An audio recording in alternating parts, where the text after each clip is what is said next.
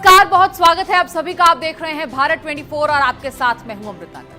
भारत आजादी का अमृत महोत्सव मना रहा है और आपको इस बेहद खास स्वतंत्रता दिवस की बहुत सारी शुभकामनाएं। नमस्कार, मैं हूं आपके साथ पूर्णिमा मिश्रा।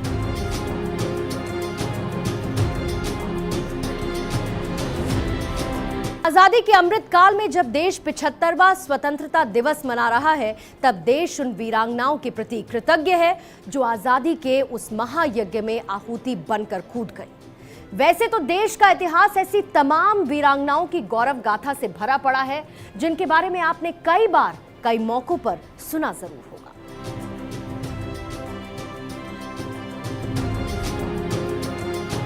लेकिन उस महायज्ञ की अनगिनत वेदियों की लौ सिर्फ इतिहास के पन्नों में छिपकर रह गई। जब देश में हर घर तिरंगा फहराया जा रहा था, तब इतिहास के पन्नों में छिपी उन ज्वालाओं को नमन करने का अवसर भी आज है, जिनकी वजह से देश को ये दिन नसीब हुआ।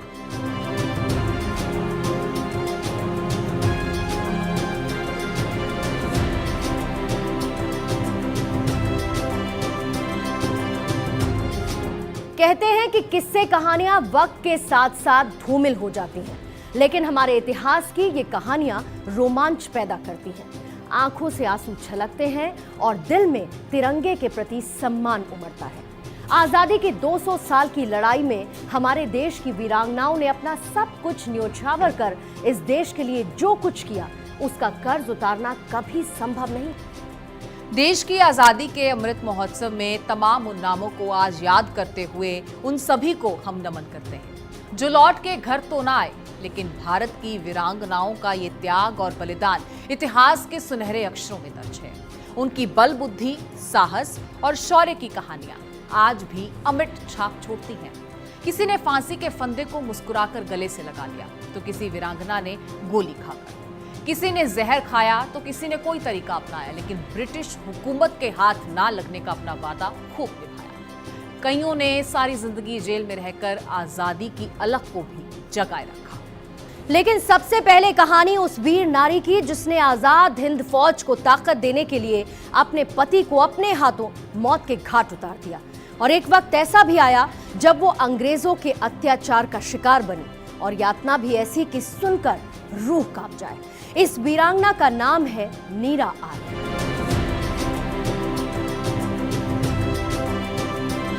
आजादी के लिए अपना सर्वस्व न्यौछावर कर देने वाली वीरांगना नीरा आर्या को आजाद हिंद फौज की प्रथम जासूस होने का गौरव प्राप्त है।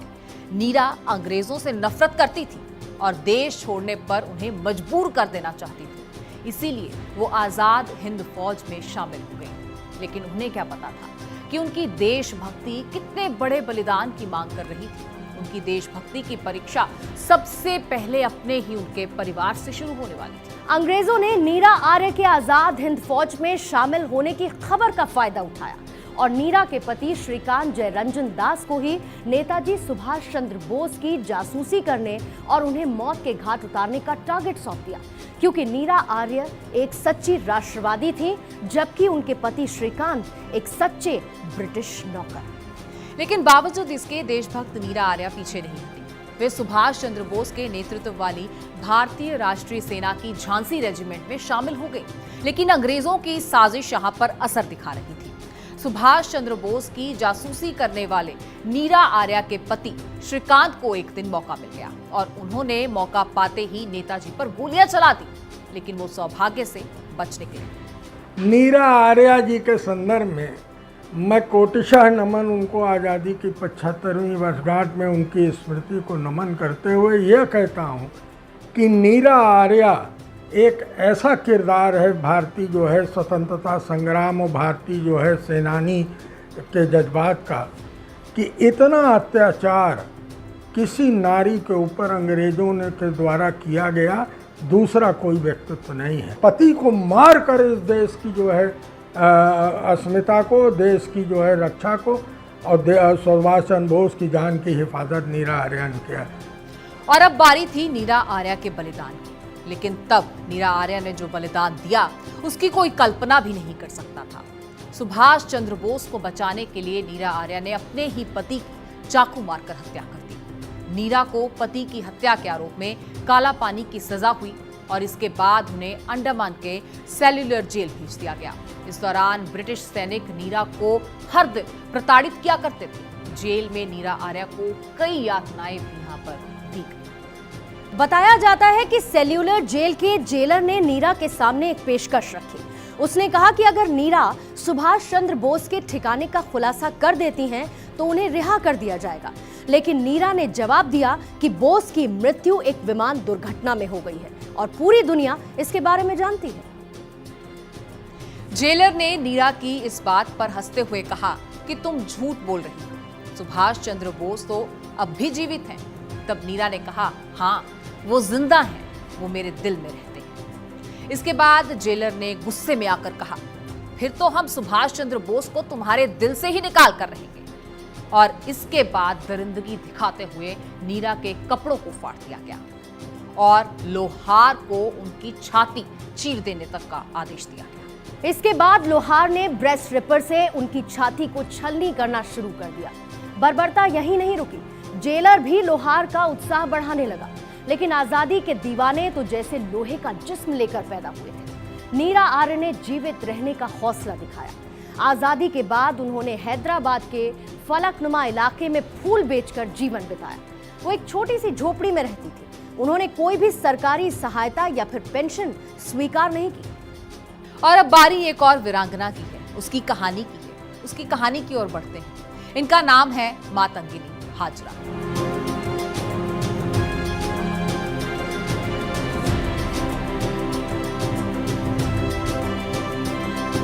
कम उम्र में विधवा हुई मातंगिनी लोगों के घरों में मेहनत मजदूरी करती और उसी से अपना घर भी चलाती। धीरे धीरे लोगों से देश की हालत और गुलामी के बारे में जानने लगी। घर से बाहर निकली तो उन्हें अंग्रेजी हुकूमत का अत्याचार भी दिखा। धीरे धीरे वो लोगों से महात्मा गांधी और बाकी स्वतंत्रता सेनानियों के बारे में भी जानने लगी। 1932 में एक दिन उनकी झोपड़ी के बाहर से सविनय अवज्ञा आंदोलन की एक विरोध यात्रा निकली।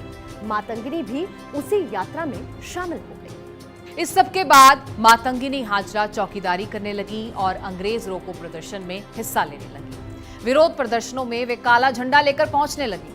नतीजा ये हुआ कि मातंगिनी हाजरा भी अंग्रेजों की आंखों में चढ़ गई थी। उन्हें 6 महीने की सजा सुना दी गई। जेल से बाहर निकलने के बाद उन्होंने एक चरखा लिया और खादी पहनने लगी। लोग उन्हें बूढ़ी गांधी के नाम से पुकारने लगे।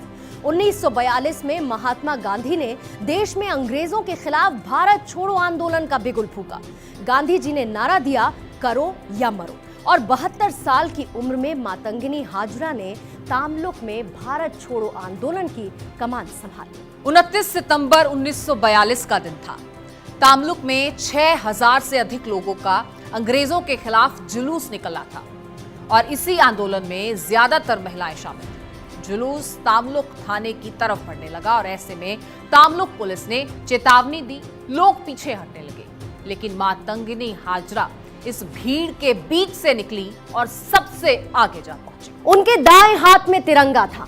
उन्होंने कहा, मैं फहराऊंगी तिरंगा, आज कोई मुझे रोक नहीं सकता। वंदे मातरम के उद्घोष के साथ वो आगे बढ़ी। पुलिस की चेतावनी पर भी वो नहीं रुकी तो एक गोली उनके दाएं हाथ पर मारी गई। वो घायल हो गई, लेकिन तिरंगे को नहीं गिरने दिया। घायल मातंगिनी ने तिरंगा दूसरे हाथ में ले लिया और फिर से वे आगे बढ़ने लगी। 72 साल की मातंगिनी हाजरा ने पहली गोली लगते ही बोला, वंदे मातरम। पुलिस ने फिर दूसरी गोली मारी, हाथ पर उनके वो गोली लगी और वो फिर बोली, वंदे मातरम। लेकिन किसी तरह उन्होंने झंडे को संभाले रखा, गिरने नहीं दिया। वो लगातार वंदे मातरम बोलती रही, झंडा ऊंचा किए रही और थाने की तरफ बढ़ती रही। तब एक पुलिस ऑफिसर ने तीसरी गोली चलाई जो सीधी उनके माथे पर लगी। वो नीचे तो गिरी लेकिन तिरंगा जमीन पर नहीं गिरने दिया, अपने सीने पर रखा और जोर से फिर बोला, वंदे मातरम, भारत माता की जय। और उनकी आंखें उसी वक्त बंद हो गई। क्रांति की ये कहानियां अनगिनत हैं। पूर्व से पश्चिम, उत्तर से दक्षिण तक भारत के हर कोने में इनकी वीर गाथा गूंजती है। असम की रानी लक्ष्मीबाई कही जाने वाली कनकलता बरुआ हो, तारा रानी श्रीवास्तव या बेगम हजरत महल, सभी ने अंग्रेजों के अत्याचारों के खिलाफ खड़े होकर गुलामी की चार दीवारी को लांघने का फैसला किया। गोरों की गोलियां उनका सीना छल्ली करती रहीं, लेकिन उनके इरादे स्थल देह के मुंह से बड़े और मजबूत थे। त्याग और बलिदान की ये मिसालें सदियों तक याद रखी जाएंगी, गुलामी की हर मानसिकता को हराएंगी। आइए कुछ और वीरांगनाओं की वीर गाथा से आपको रूबरू करवाते हैं।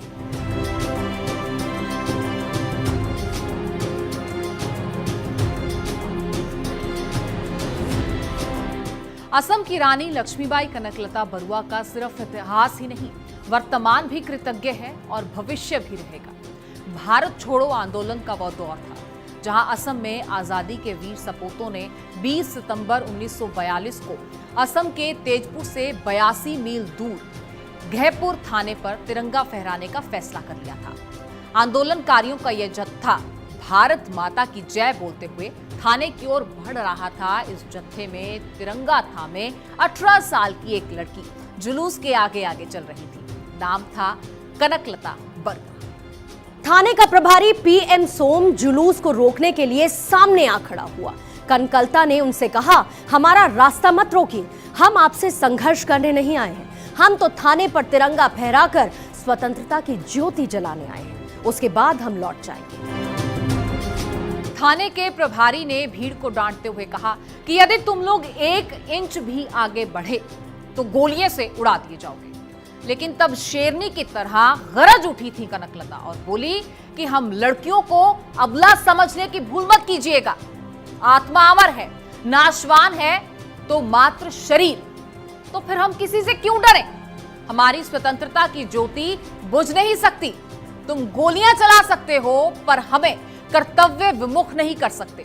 हम करेंगे या मरेंगे। स्वतंत्रता हमारा जन्मसिद्ध अधिकार है।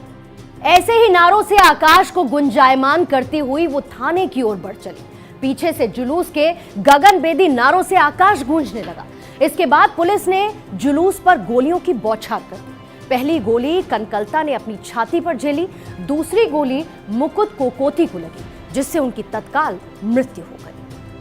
भारत छोड़ो आंदोलन के दौरान कनकलता बरुआ मृत्यु वाहिनी में शामिल हो गई। 20 सितंबर 1942 को वाहिनी ने फैसला किया कि वह स्थानीय पुलिस स्टेशन पर ध्वज फहराएगी और यह राष्ट्रीय ध्वज होगा। ऐसा करने के लिए हमारी वीरांगनाओं ने निहत्थे ग्रामीणों के जुलूस का नेतृत्व किया और पुलिस की परवाह न करते हुए इस जुलूस को अपने साथ लेकर कनकलता आगे बढ़ती रही, जब तक पुलिस ने उन पर गोलियों की बरसात न शुरू कर दी। शहादत के वक्त बरुआ की उम्र महज 17 साल की थी। देश की वीरांगनाएं शहीद होती रहीं, लेकिन अपनी शहादत से देश की आजादी की बुनियाद मजबूत करती चली गई। इतनी मजबूत बुनियाद जिससे डरकर एक दिन अंग्रेजों को भारत छोड़कर भागना पड़ा। इस हौसले की कहानी तारा रानी श्रीवास्तव के बिना अधूरी है। और अब बात छोटी सी उम्र में ही तारा रानी स्वतंत्रता संग्राम से कैसे जुड़ गई, इसकी करेंगे। उनके पति फुलेंदु बाबू स्वतंत्रता सेनानी थे और गांधी जी के अनुयायी थे। वह अंग्रेजी हुकूमत के खिलाफ जुलूस निकालते थे और यहीं से तारा रानी ने भी आजादी की लड़ाई में अपनी सहभागिता दर्ज करानी शुरू की। उस दौर में शादीशुदा महिलाओं पर बहुत पाबंदियां होती थीं, लेकिन तारा रानी ने घर की चार दीवारी से निकलकर न केवल स्वतंत्रता आंदोलन में भाग लिया, बल्कि अन्य महिलाओं को भी इस संग्राम के साथ जोड़ने के लिए प्रोत्साहित किया। उनका साथ पति फुलेंदु ने खूब दिया। फुलेंदु बाबू भारत छोड़ो आंदोलन के दौरान विरोध प्रदर्शन और जुलूस निकाला करते थे। इसी दौरान 12 अगस्त 1942 को फुलेंदु बाबू ने सारण पुलिस थाने तक जुलूस निकाला। उस दिन वो थाने की छत से ब्रिटिश सरकार का झंडा उतारने जा रहे थे और भारत का तिरंगा फहराने वाले थे, लेकिन उस दिन भी अंग्रेजों ने जुलूस पर लाठीचार्ज कर दिया। कुछ ही देर में आजादी के दीवानों पर गोलियां भी चलने लगी। उस दिन तारा रानी के सामने ही फुलेंदु बाबू को अंग्रेजों ने गोली मार दी थी। पति सामने घायल पड़े थे, पर तारा कमजोर नहीं पड़ी। तारा के हाथ में तिरंगा था, पर उन्होंने पति को इस अवस्था में देखकर भी तिरंगा नहीं छोड़ा। साड़ी का एक टुकड़ा फाड़कर फुलेंदु बाबू को पट्टी बांध दी। उन्हें एक सुरक्षित स्थान पर भी छोड़ा, पर प्रदर्शन जारी रखा। उन्होंने थाने पर पहुंचकर तिरंगा भी फहराया, जो उद्देश्य था। और जब वो वापस तिरंगा फहराकर अपने पति के पास लौटी, तब तक वे शहीद हो चुके थे। पति की शहादत को उन्होंने जाया नहीं जाने दिया। उनके देहांत के बाद भी स्वतंत्रता संग्राम की इस लड़ाई को बखूबी जारी रखा। तारा रानी श्रीवास्तव ने देश के प्रति अपने कर्तव्य को अपने निजी जीवन से कहीं ऊपर रखा। देश के ध्वज को पति की जान से भी ज्यादा सम्मान दिया। विरोध प्रदर्शन के दौरान उनके पति को गोली लगी, जिसके बाद में उनकी मृत्यु हो गई। ऐसे समय पर भी हमारी वीरांगना ने हिम्मत जुटाई, देश के प्रति अपने फर्ज को निभाया। एक ऐसी ही वीरांगना थी बेगम हजरत महल, जिनके हौसले और हिम्मत ने अंग्रेजों के छक्के छुड़ा दिए।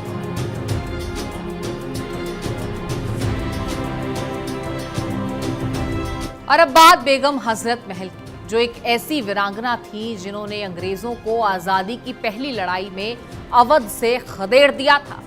देश की स्वाधीनता में अगर अवध की बात करेंगे तो बेगम हजरत महल का नाम बड़े ही गर्व से लिया जाता है।